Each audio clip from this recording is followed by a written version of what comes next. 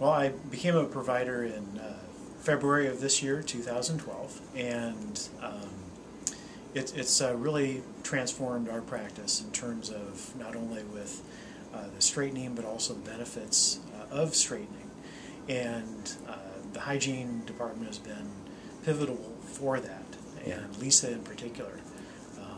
So Lisa, tell me, I mean, you've got obviously a lot of history with the patients and have seen them for many years. How many years have you been practicing with Dr. Smith?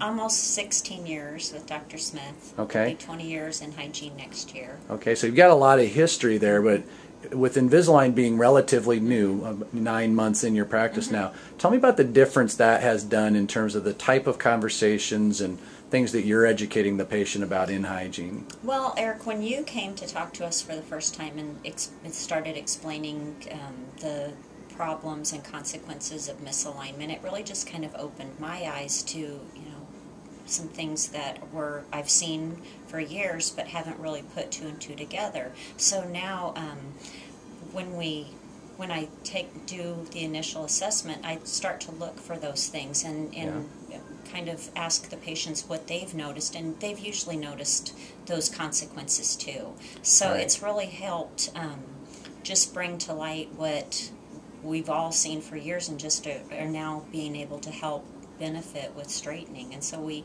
focus more on the benefits of straightening, not necessarily Invisalign, but that kind of just flows. That would be important to them. And then when Dr. Smith comes in, he kind of knows my cues, and we talk about what the patients have noticed more than anything else, and then he takes over from there and goes into what he brings. Right. And so Dr. Smith, when you've been provided a good handoff, a trust transfer as we call it, tell me what that does for you and your ability to now continue the discussion. Oh, it means everything, because first the hygienist, Lisa, will describe what she sees, and then I can then underscore what she sees, but then also provide some alternatives for the benefit that the patient could see. Whether that is with braces or with Invisalign, but quite frankly, 99.9% of everybody would prefer an aligner option as opposed to braces right now. It's what we're seeing in our practice. Well, and you guys have done so well with this, 9 months under your belt. Give me an idea how many cases you've been able to get started, and more than that, patients that are now able to get that care. Well, to date, I think we're on 49 cases shipped, so we're one away from the next level. Yeah, that is fantastic. So we have lots and lots of patients that are interested. January is going to be big because we have a lot of patients that are waiting to use their flex plan. We've got a lot of patients that just are ready to go, but just are waiting just a little bit. So we have some of those just ready, but not quite ready yet. And thankfully, we have our Jamie who makes it happen for them.